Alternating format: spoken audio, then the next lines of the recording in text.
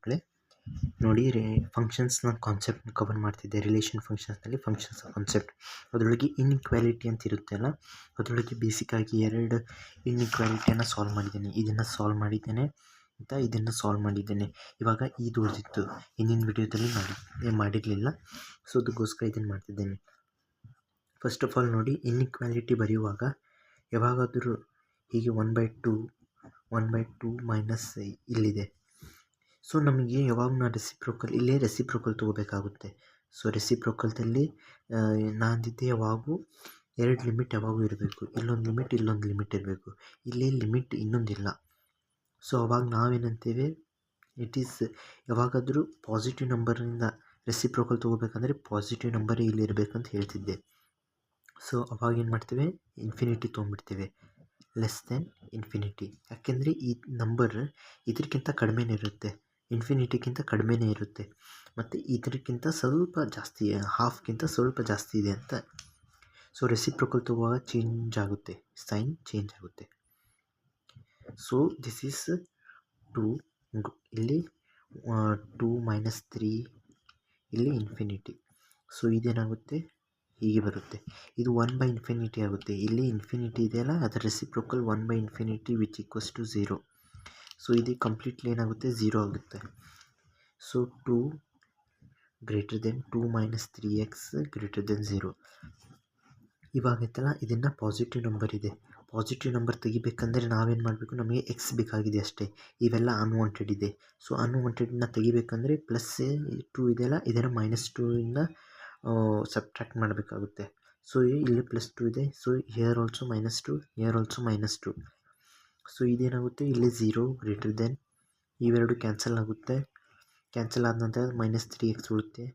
ಇದಾದ ನಂತರ ಸೈನ್ ಹಾಗೆ ಇಟ್ಟಿದ್ದೇನೆ, ಸೈನ್ ಚೇಂಜ್ ಆಗಲ್ಲ. ಪಾಸಿಟಿವ್ ನೀವು ಆ್ಯಡ್ ಮಾಡುವಾಗ ಇಲ್ಲಾಂದರೆ ಸಬ್ಟ್ರಾಕ್ಟ್ ಮಾಡುವಾಗ ಯಾವಾಗೂ ಸೈನ್ ಚೇಂಜ್ ಆಗಲ್ಲ.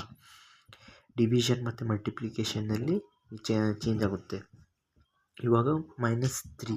ಇವಾಗ ಕೆಲವೊಮ್ಮೆ ಇವಾಗ ನೋಡಿ, ಫಸ್ಟ್ ಆಫ್ ಆಲ್ -3ಇಂದ ಎಲ್ಲ ಕಡೆ ನೋಡಿ, ಇದನ್ನು ಸಿಂಪಲ್ ಆಗಂದರೆ 1/3ಇಂದ -3ಇಂದ ನಾನು ಡಿವೈಡ್ ಮಾಡಿದ್ದೇನೆ, ಅಥವಾ ಮಲ್ಟಿಪ್ಲೈಡ್ ಬೈ 1/, ಇದನ್ನು ಎರಡೂ ಸೇಮೇ ಇದೆ. ನೀವು ನೋಡಿದರೆ ನೋಡಿ, ಫಸ್ಟ್ ಆಫ್ ಆಲ್ ಇದನ್ನು -3ಇಂದ ಡಿವೈಡ್ ಮಾಡ್ದಂಗೆ, ಇಲ್ಲಾಂದರೆ -1/3ಇಂದ 1/3ಇಂದ ಮಲ್ಟಿಪ್ಲೈ ಮಾಡ್ದಂಗೆ ಎರಡೂ ಸೇಮೇ ಇರುತ್ತೆ. ಸೊ ಅದರೊಳಗೆ ಸೈನ್ ಚೇಂಜ್ ಆಗುತ್ತೆ, ಯಾಕಂದರೆ ನೆಗೆಟಿವ್ ನಂಬರ್ ಇದೆಯಲ್ಲ, ಸೈನ್ ಚೇಂಜ್ ಆಗುತ್ತೆ. -3x/3x -2/3. ಸೊ ಇಲ್ಲೇ ಗ್ರೇಟರ್ ದೆನ್ ಸಿಂಬಾಲ್ ಇದೆಯಲ್ಲ, ಇದೇ ಲೆಸ್ ದೆನ್ ಆಗುತ್ತೆ. ಸೊ ಇಲ್ಲೇ ಒಂದು ಸಲ ಸೈನ್ ಚೇಂಜ್ ಆಯಿತು. Okay, change of sine. So ಇದಾದ ನಂತರ 0ಇಂದ ಯಾವುದೇ ನಂಬರ್ನ ಡಿವೈಡ್ ಮಾಡಿ 0ನೇ ಇರುತ್ತೆ. ಗ್ರೇಟರ್ ದೆನ್ ಈ 0 ಇಸ್ ಲೆಸ್ ದೆನ್, ಇಲ್ಲೇ x ಪಾಸಿಟಿವ್ x ಬರುತ್ತೆ, ಲೆಸ್ ದೆನ್ ಇಲ್ಲಿ 2/3 ಬರುತ್ತೆ. ಸೊ ಈ ನಂಬರ್ ಆಯಿತು.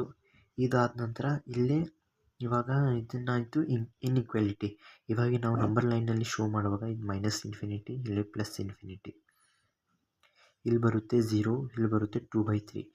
ಓಕೆ, ನಂಬರ್ ಇದ್ರ ಮಿಡಲ್ದಲ್ಲಿ ಆಸಿಲೇಟ್ ಆಗ್ತಿದೆ ಅಂತೆ. ಫಸ್ಟ್ ಆಫ್ ಆಲ್ ಇಲ್ಲಿ ಈಕ್ವಲ್ ಸೈನ್ ಇಲ್ಲ, ಇಲ್ಲಿ ಈಕ್ವಲ್ ಸೈನ್ ಇಲ್ಲ. ಸೊ ಅದಕ್ಕೋಸ್ಕರ ಇದನ್ನು ಡಾರ್ಕಾಗಿ ಶೇಡ್ ಮಾಡಬೇಡಿ, ಬರೀ ಹಾಲೋ ಇಡಿ. ಹಾಲೋ ಅಂದರೆ ಖಾಲಿ ಇಡಬೇಕು. ಇವಾಗ ಇನ್ಇಕ್ವಾಲಿಟಿ ಆದ ನಂತರ ಇದು ಇನ್ಇಕ್ವಾಲಿಟಿ ನಂಬರ್ ಲೈನ್. ಇವಾಗ ಇಂಟರ್ವೆಲ್ದಲ್ಲಿ x ಬಿಲಾಂಗ್ಸ್ ಟು, ಯಾವಾಗೂ ಹೇಳ್ತೇನೆ ಇದನ್ನು ಎಕ್ಸ್ಕ್ಲೂಡ್ ಮಾಡಬೇಕು. ಅಂದರೆ ಹೀಗೆ ಕಾಮನ್ ಬ್ರ್ಯಾಕೆಟ್ ಬರೆದ್ರೆ ಬೌಂಡ್ರಿ 2 ಮತ್ತು 3 ಇದ್ದಾಗ ಬೌಂಡ್ರಿ ಲೆವೆಲ್ಸ್ ಎಕ್ಸ್ಕ್ಲೂಡ್ ಆಗುತ್ತೆ, ಅಂದರೆ 2 ಮತ್ತು 3 ಎಕ್ಸ್ಕ್ಲೂಡ್ ಆಗುತ್ತೆ. ಅದೇ ಸ್ಕ್ವೇರ್ ಬ್ರ್ಯಾಕೆಟ್ ಹಾಕಿದ್ದಾಗ ಇನ್ಕ್ಲೂಡ್ ಆಗುತ್ತೆ, ಬೌಂಡ್ರಿ ಇನ್ಕ್ಲೂಡ್ ಆಗುತ್ತೆ.